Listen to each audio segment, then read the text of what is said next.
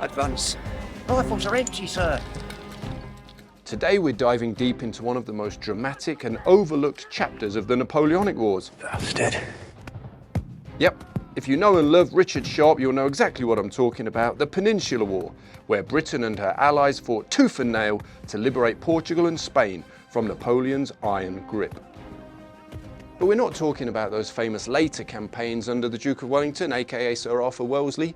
You know, the likes of Salamanca and Vittoria. No, we're going further back than that.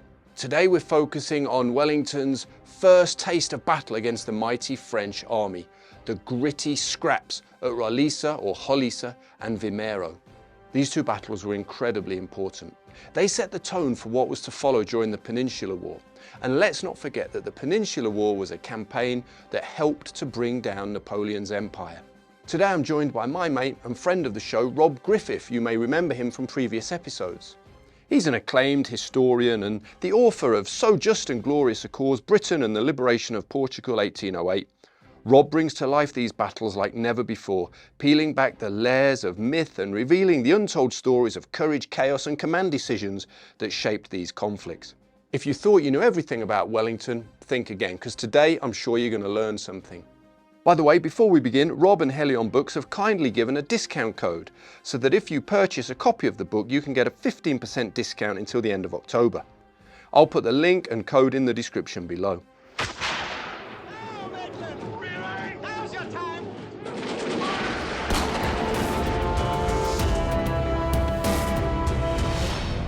How did Arthur Wellesley, later the Duke of Wellington, and his expeditionary force end up in Portugal? What's the backstory to that? Basically, with kind of stalemate between France and Britain in the early 1800s, sort of seen about 1801 and 1805, 1806, neither the French couldn't tackle the British on the oceans, and the British couldn't tackle the French on land. And so it devolved into a kind of economic warfare with various blockades and that type of thing. And Britain wanted to deny the resources of South America to France, and France wanted to get those resources. So control over Portuguese and Spanish colonies was a main factor in Napoleon wanting to take over Spain and Portugal. And likewise, almost right up to when Wellesley sailed, his expedition had actually been planning to go to South America to deny those colonies and to the French. So Wellesley, being a member of the government, had actually been involved in a lot of the planning of these South American expeditions. And there were some really wild ideas, like a simultaneous attack on Mexico on both coasts, routing some troops via India and the Philippines across the Pacific, and trying to coordinate that with an attack via the West Indies. So there's some really wild schemes. And of course, Britain had invaded what is now Argentina in 1806 and 1807. That turned out to be a complete disaster. And it's actually a lot of those troops who ended up in Ireland and were being prepped to go back across to South America. And so, right up until sort of May and June of 1808, the plan was to go across to South America. But then as the Spanish began to rebel against the French, they realised that the British government realised there was an opportunity to do more actually in Iberia, and so that's how Wellesley's force got diverted from South America to, first off, the idea was mainly to support the Spanish. So there was a lot of planning to go to Spain, but then that got changed almost at the last minute to Portugal, because the Spanish didn't want British troops, the Portuguese did. Yeah, I guess hundreds of years of warfare between Britain and Spain probably made them a bit wary of having British troops. Exactly. I mean, it was only like 3 years since Trafalgar. There was a lot of bad blood there, and the Spanish were happy to take our money and our arms, but they didn't want British troops. Yeah, that's fair enough, I suppose. Well, let's talk about Sir Arthur Wellesley briefly, because we obviously know him as the Duke of Wellington, arguably Britain's greatest ever general. But at the time, would it be fair to say he was a bit of an unknown? Was his appointment a bit of a shock? Well, in a way, yes. He had obviously been successful in India and had got a lot of experience there, but there was a lot of talk about his role there was down to the fact that his brother was Governor General, so he got kind of promoted and got placed in charge of armies that his seniority didn't really allow. So there's a little bit of controversy there. But obviously, he was the victor of Versailles and some other battles, and he had gained a bit of a reputation. And of course, he wasn't placed in command of the expedition to Portugal per se. He was placed in command of a minor expedition to South America. It's just that it got diverted, from one location to the other. And as soon as the scale of the expedition, took shape, and the fact that there was more than the 9,000 troops in Ireland that were needed, he quickly was told that he was going to get replaced by someone more senior. And we'll come back to that element of the story shortly. But for now, I'm going to pull up this graphic that's in your book. I hope you don't mind. This is troops embarked at Cork. So can you give us a bit of an overview of what troops Wellesley had as part of his expeditionary force here? They're mostly very good. If you read the inspection reports of the time, they all, saying, fit for duty and all that kind of thing, which you would expect, for any troops destined for active service. Most of the regiments, certainly the infantry, had all been on those expeditions to South America and Argentina before. And so that there's a real kind of tendency for choosing troops which have been seasoned to a particular climate. And what they mean by that is all the troops who are going to die of a particular disease in an area might have died already, and so the remaining troops might last longer. So all the line infantry, up until quite soon before sailing, when the 36th and the 45th were added, had been to South America. The 5th, 60th had been in what is now Venezuela, what's now Suriname, for several years, previously. So they were again seasoned. Yeah. And it was most of the regiments had been rebuilding their numbers in Cork and had large transfers of militia, which are quite good troops. And it was just the 36th and the 45th who added at the last minute, who had a lot of recruits, and perhaps if the beggars could be choosers, they might not have been selected, as they were very heavy in recruits and not quite as reliable. Okay, and then at the beginning of August, then the landings take place at Mondego Bay in Portugal. How did those initial landings go? I've pulled up a painting on screen now that kind of depicts the event, but militarily, and logistically, how did it go? That painting depicts basically the entrance to the River Mondego. So not the actual coast, sort of more just the river estuary, and you can see it looks quite calm there, and that's where most of the troops were landed. But if you do a Google search for the Portuguese coast these days, you'll most likely get hits for record-breaking surf, because there's basically nothing between Portugal and America. You get some very big waves, and that was a big problem for all the ships anchored out in the bay, because they would roll like from side to side, with the sails almost touching the water either end. There's lots of accounts of officers having their crockery broken by things. And as you can see on the map, there's a bar, which is basically a build-up of sand and silt at the entrance to the river, and over that bar there was again quite a lot of surf. So the depictions, in the accounts of actually the troop boats going across that bar are quite horrendous, with basically having to deal with like 6-foot waves, and with no troops were actually drowned, but a lot of were obviously very scarred by the experience, because they all put it in their diaries and stuff. I can imagine. I don't think it would be my favourite way to spend the day, I've got to be honest. No, I mean, especially if you think they're wearing those heavy wool uniforms with all their kit on and stuff. If they did go overboard, they'd sink like stones, Yeah. But generally, the landing went well. They arrived there on the 1st, and most of Wellesley's 9,000 troops were landed by about the 4th or the 5th.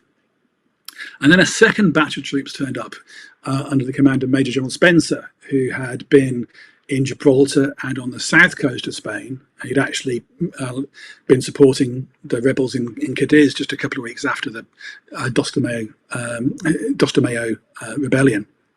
Yeah, and he was ordered north to join Wellesley, and his troops arrived about the 4th or 5th, and were all landed by about the 8th. So by the 8th, Wellesley had about 14,000 troops, onshore.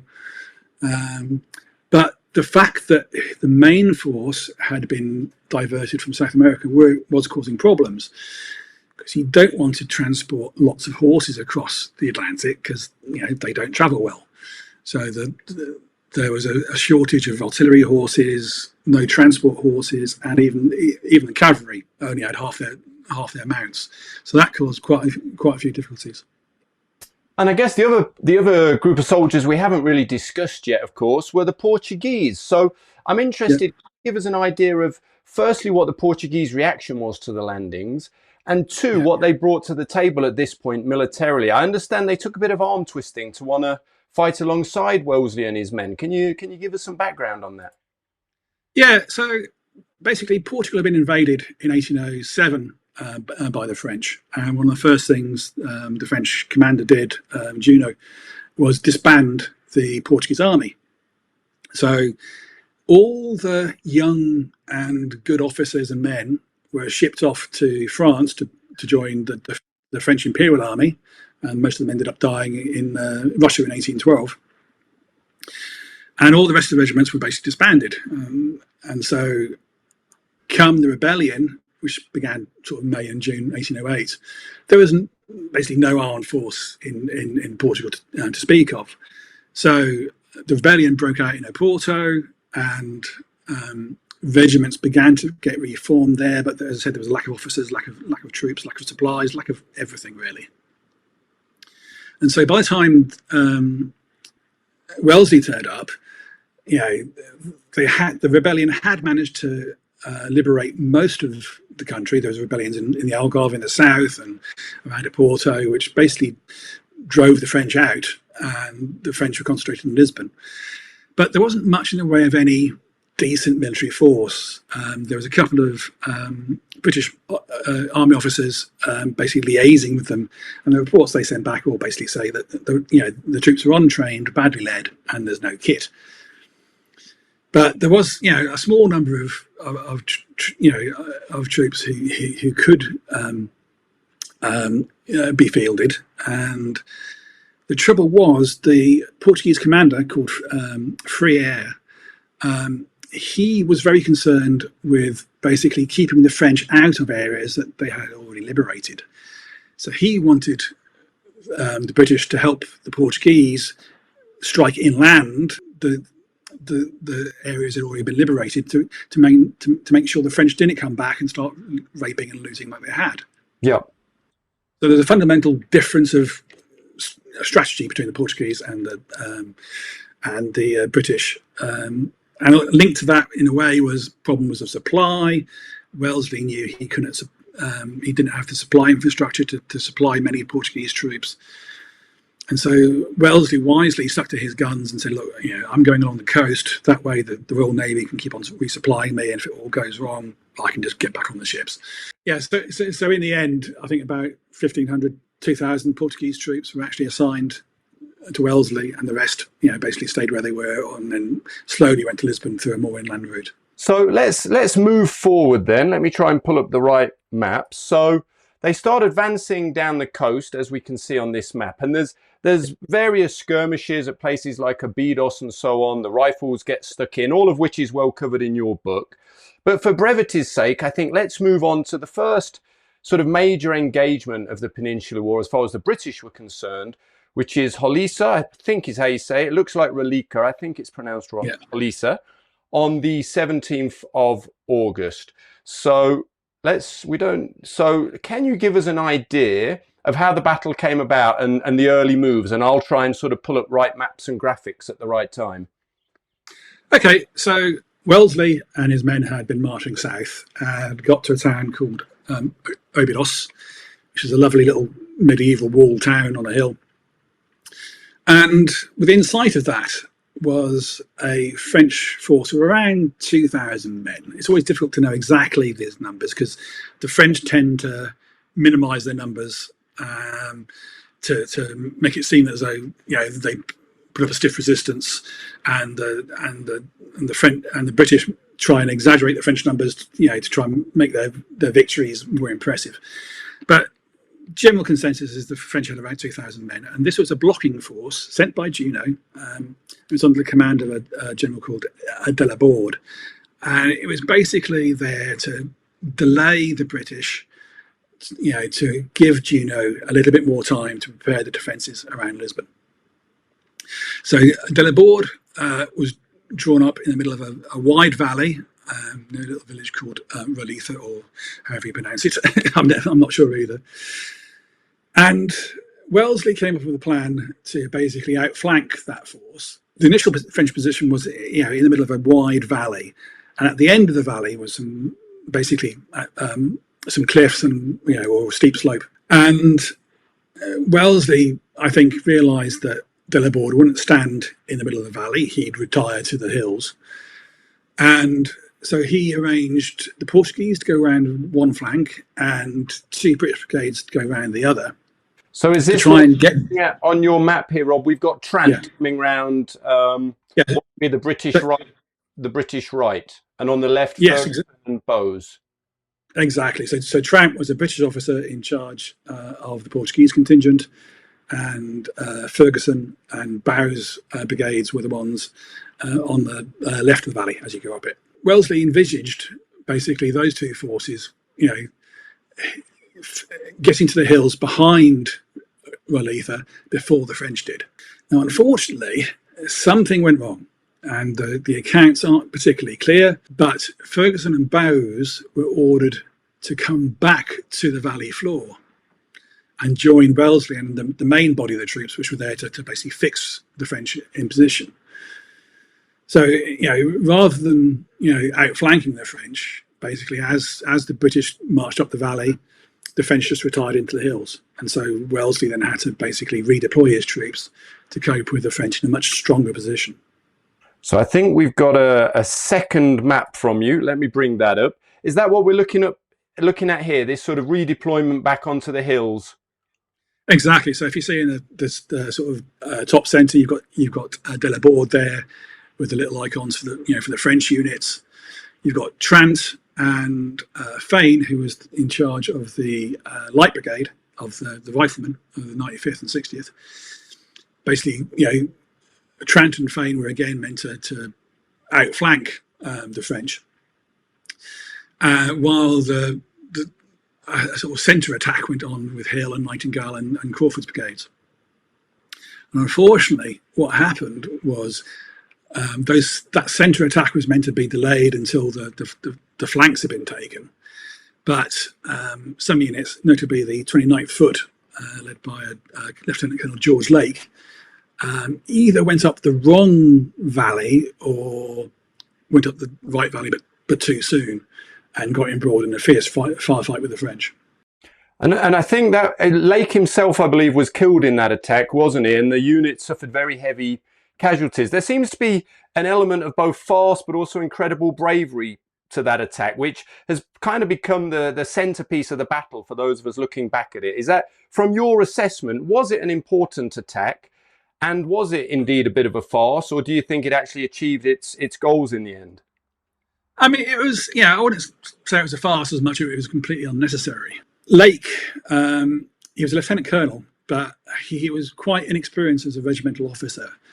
He was the son of a general who was the commander-in-chief of India for a while, and he'd spent most of his career as an ADC, or an aide-de-camp, to his father. And he only actually purchased the lieutenant colonelcy and transferred to the 29th just before they sailed from Britain in December.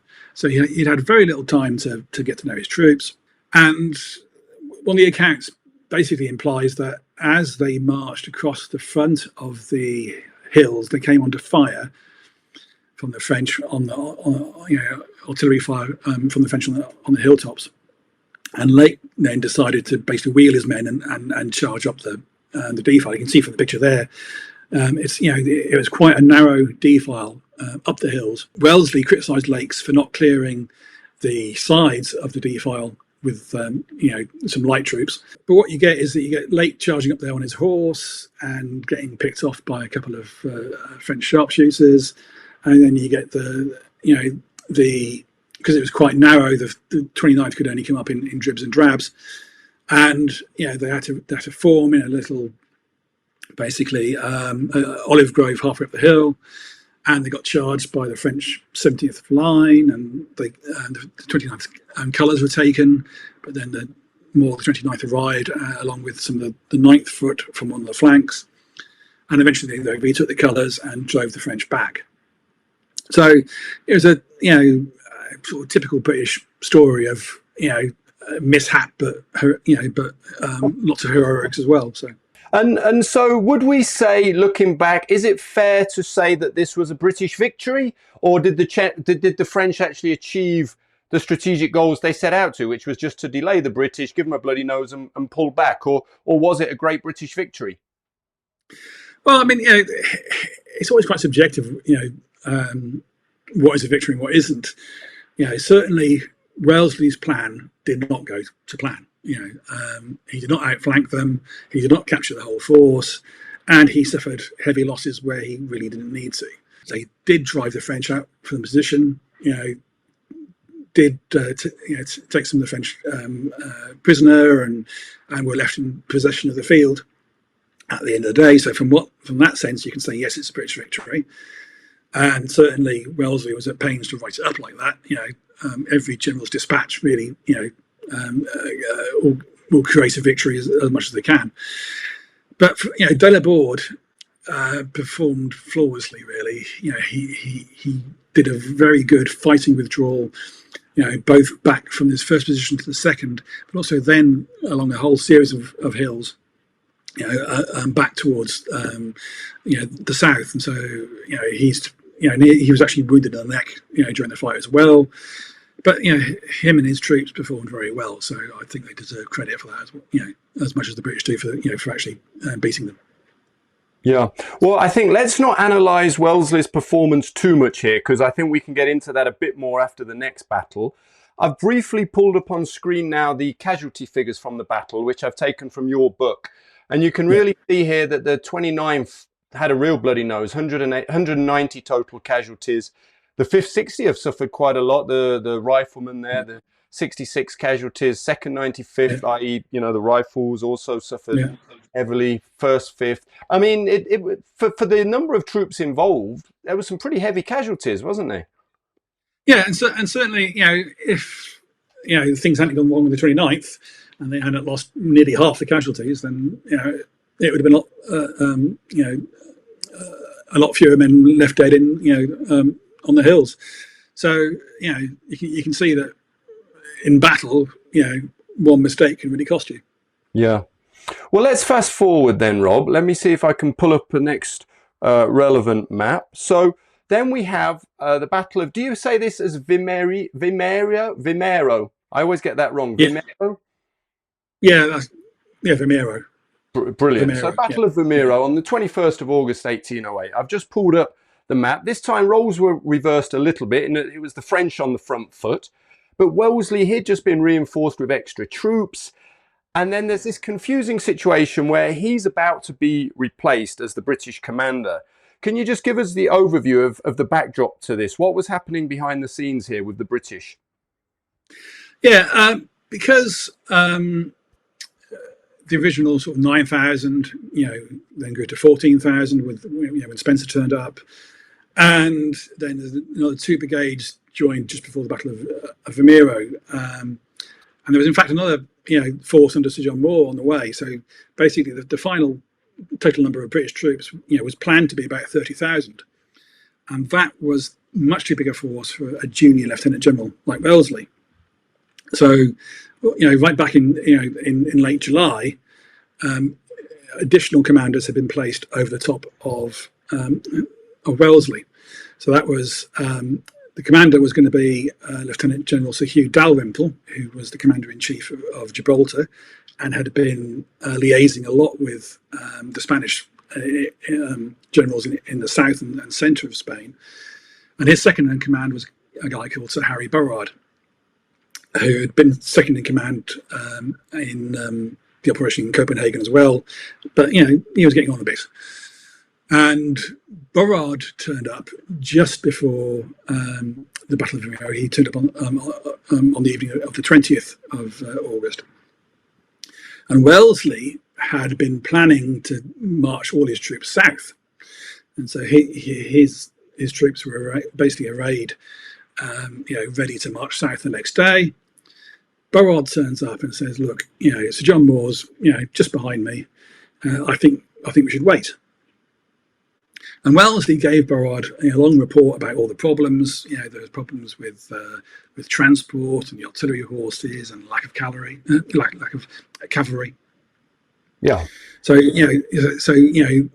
Burrard only knew what Wellesley had told him, really, and plus a few other reports. And as I said, he decided that he was going to wait. So Wellesley wasn't obviously too pleased with this. He thought he wanted to keep the pressure on the French. And as far as the French were concerned, they were marching north because they realised that they had to bring the British to battle before they had any more reinforcements. And then, okay, so let me pull up the right map. So Wellesley is defending this position outside the village of Vimeiro, and the French are clearly attacking here. Can you just give us a bit of an overview of what sort of numbers we're talking here, especially on the French side, which we haven't discussed at this point? Yeah. So the total French numbers in Portugal were about 25,000. But because they had to maintain control of Lisbon and a few other fortresses like Elvas and Almeida, and Junot could actually only field about 10 to 12,000 troops. So there's lots of accounts that basically imply that Junot knew he wasn't going to win anything, but that if he didn't put in an effort and actually try and have a battle, then Napoleon would not be best pleased. So Junot marched north from Lisbon, stopping at Torres Vedras, and then marched towards the British position through the night and early morning of the 21st.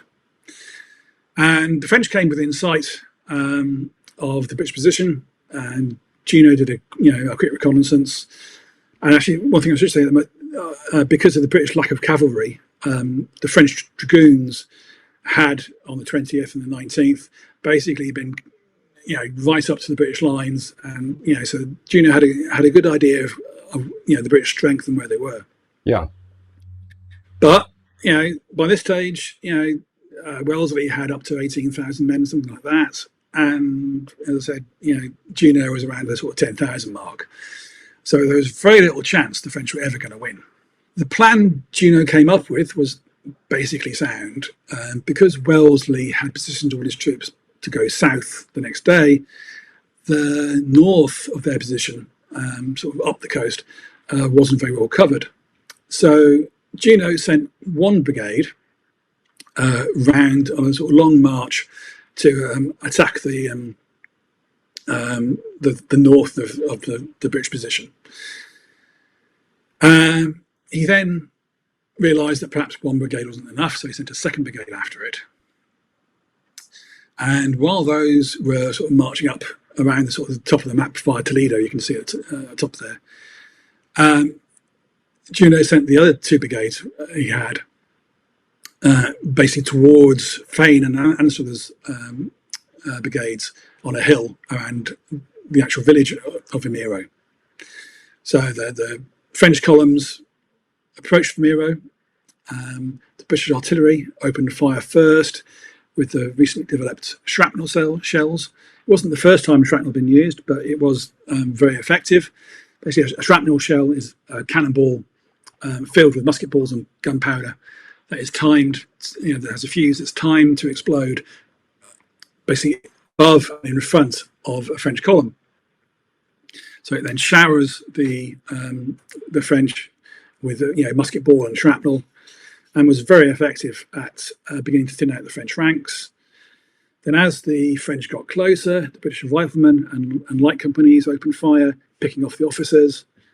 And then as the French got a lot closer, the British artillery switched to canister, which basically turned their guns into huge shotguns. And again, they cut swathes through the French columns.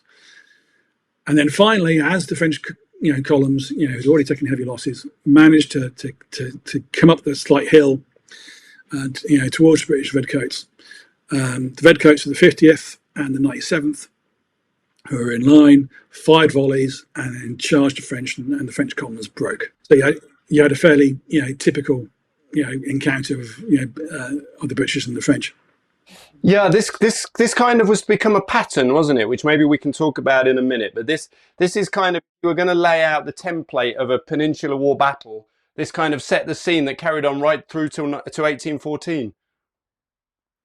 Yeah, I mean, if we're going to cover that, I'll talk about that in a minute. But it has been a bit overblown, really. Right. Brilliant. Well, we're here to bust myths, Rob. So that's perfect. You can tell us all about that in a minute when we sum up the battle. So Juno sent in his grenadiers, which were reserve, and they got treated exactly the same way. Hit by shrapnel and riflemen, and then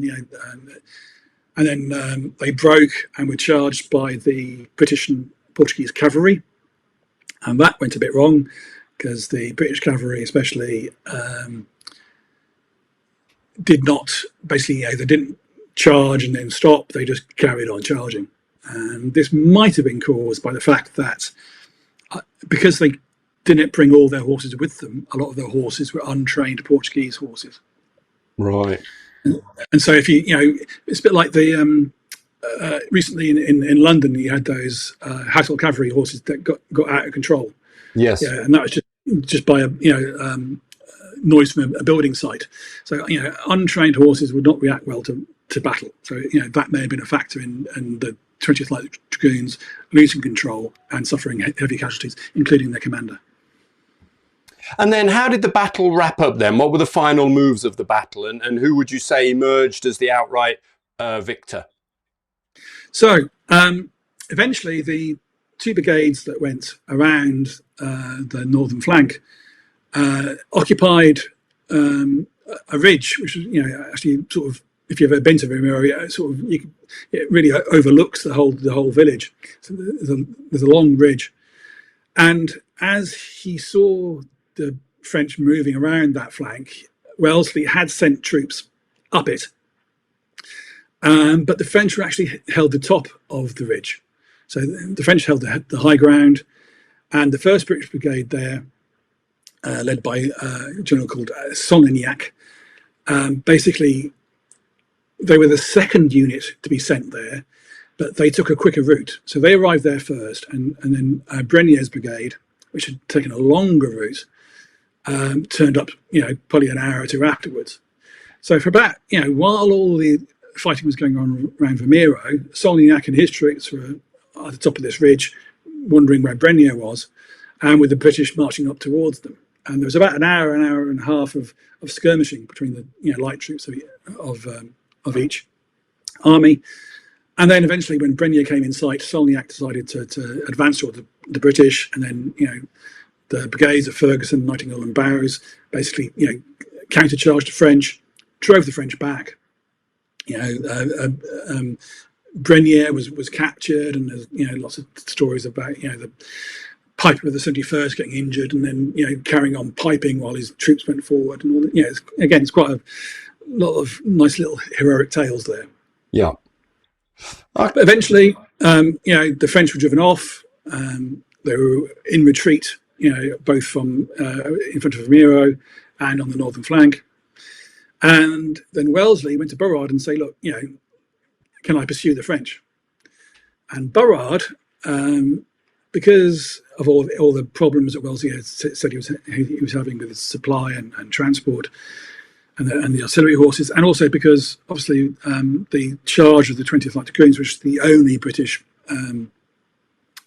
cavalry unit, had basically wiped them out as an effective fighting force. Burrard thought that it was too risky to send troops after the French, because the French cavalry hadn't been engaged very much. So if Wellesley had pursued, he may well have beaten the French to the pass at Torres Vedras, which was his aim. But likewise, he could well have faced overwhelming French cavalry, disrupting the march. So a lot of people say that Wellesley should have been allowed to pursue, and but Wellesley himself said that Burrard had very good military reasons not to. So the battle ended with the British in possession of the field and the French retiring. And you can see from the casualties there that some of the units, like the first brigade at top, had virtually no casualties. They'd not had any action at all, and it was only like 3 or 4 of the brigades who had actually been engaged. So a lot of the troops were fresh. They might have been able to pursue the French, but also bear in mind this is late August in Iberia, and it gets very hot. So it may well have been like 30 degrees centigrade, and so it was after even standing around all day in that heat, it would have been a bit of an ask to chase after the French. So different people have different opinions, but my opinion is that it's probably wise not to chase the French. Yeah. Okay. Well, we touched on it earlier, but let's dive into it a bit more. So, from the outside, for someone like me who's a bit of a generalist, doesn't have the deep knowledge of the Peninsular War, it looks like your classic Peninsular War battle: British taking up a reverse slope, French marching forward in columns, British smashing them in line. Then you've got cavalry charging and overreaching and galloping off. It kind of has a bit of everything. Did this set the scene, or as you alluded to earlier, actually is it not quite as simple as that?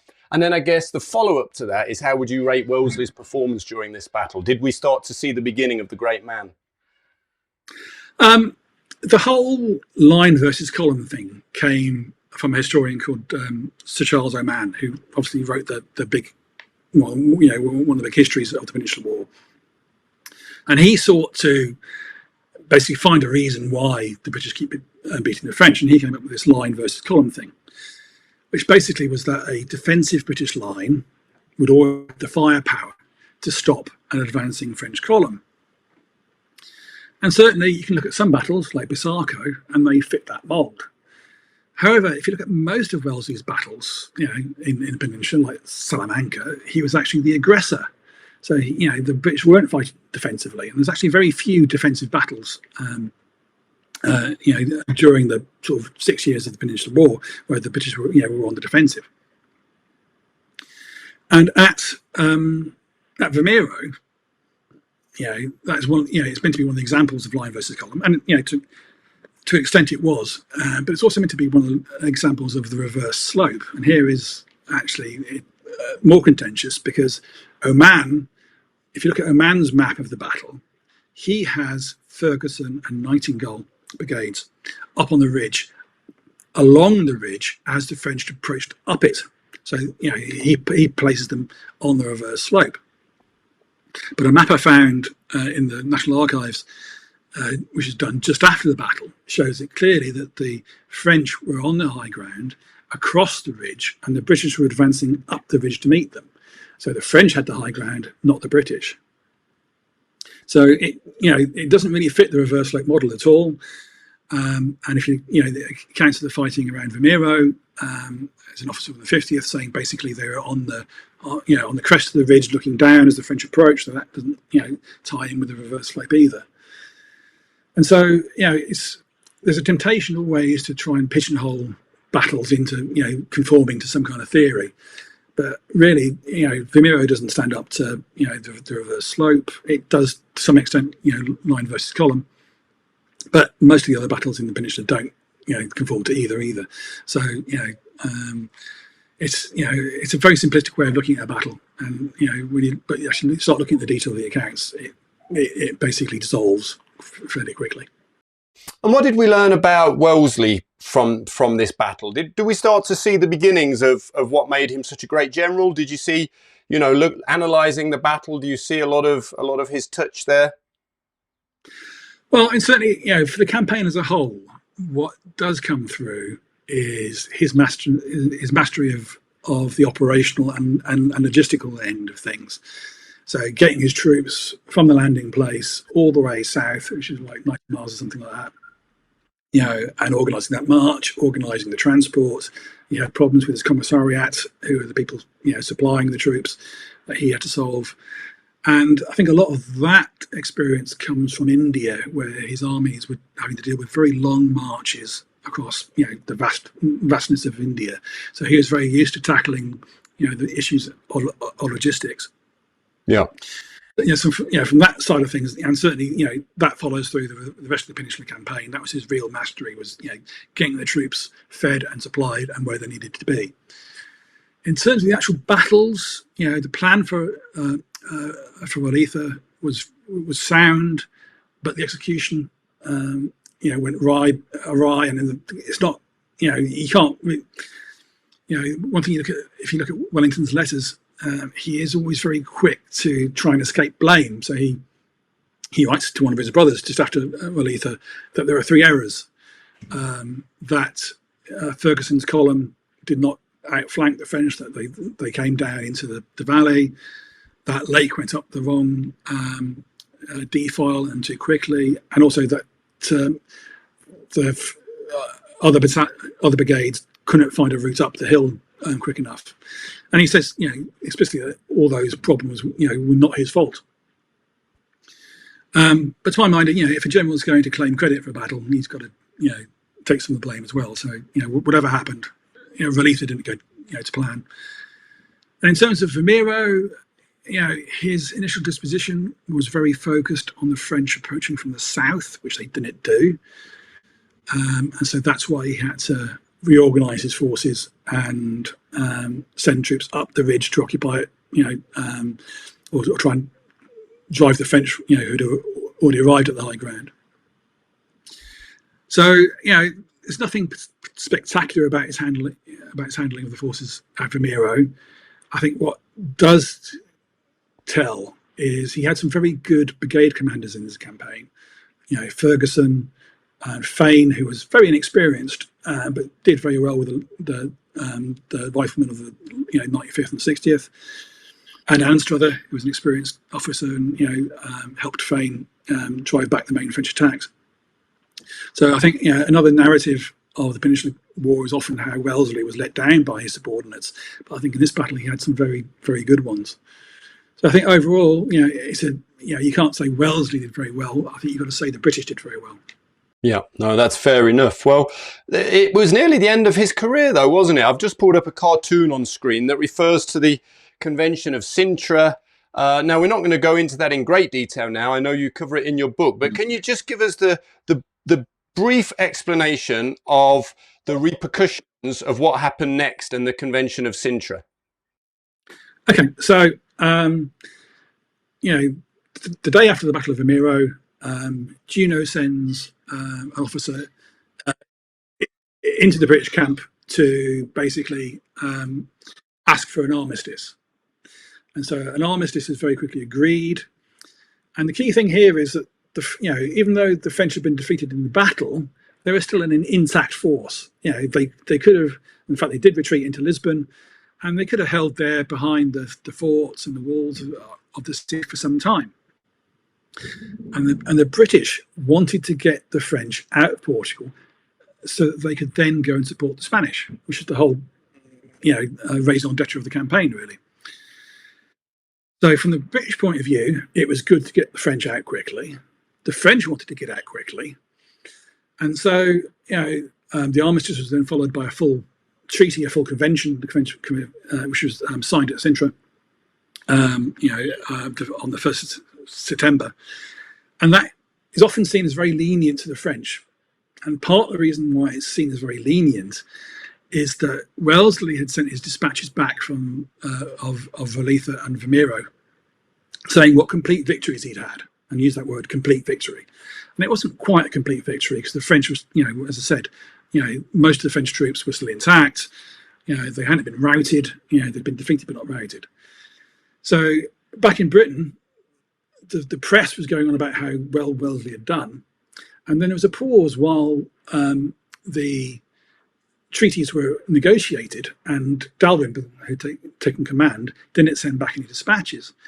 So the British press didn't have anything to say for a while. And You probably know yourself, working in the media, if you don't give the press anything to say, they'll start, making things up. And the British papers, were coming up with some really ludicrous reports as to what was going on. And then a few days after, into September, a report reached London of the original armistice, and it was basically spread around London by the Portuguese ambassador, saying how awful this treaty was. And it wasn't the treaty that people were expecting. The British public had been led to believe that the French had been roundly thrashed, and the treaty didn't reflect that. Because that wasn't the reality on the ground. It was a decent treaty in the fact, it did get the French out. It didn't let them take all their loot home, which is something that's often reported, and that it wasn't actually true. But it was perhaps a little on the lenient side, but it got the job done with getting the French out quickly, which is what the French wanted. But because of all that, the controversy and the way it was reported in the press, Dalrymple, Burrard, and Wellesley were all recalled to basically, to answer for what happened. And there was an inquiry towards the end of 1808, which is basically reviewed everything that happened in the campaign and came up with the conclusion, well, it wasn't that bad, which didn't really assuage all the controversy. But Wellesley distanced himself from both the armistice and the convention, even though he was involved in both, and managed to get away, with his reputation intact, whereas Burrard was chastised for basically not advancing after the battle, and Dalrymple took most of the blame for the convention, which is fine because he was the commander at the time, and was never employed again. But Wellesley was lucky to get away with it as much as he had, because he was involved in both the armistice and the convention. But because he was part of the government and closely linked to people like Castlereagh, who was in charge of the War Department, things were arranged so that very little of the blame fell on him. So there we have it, guys. Thanks very much to Rob for that. I learned a lot, and I hope you did too. And don't forget to take advantage of Rob and Helion Books' kind offer of a 15% discount. The code's in the description below. In the meantime, YouTube thinks you're going to like this video that's on screen now. Check it out. See you soon.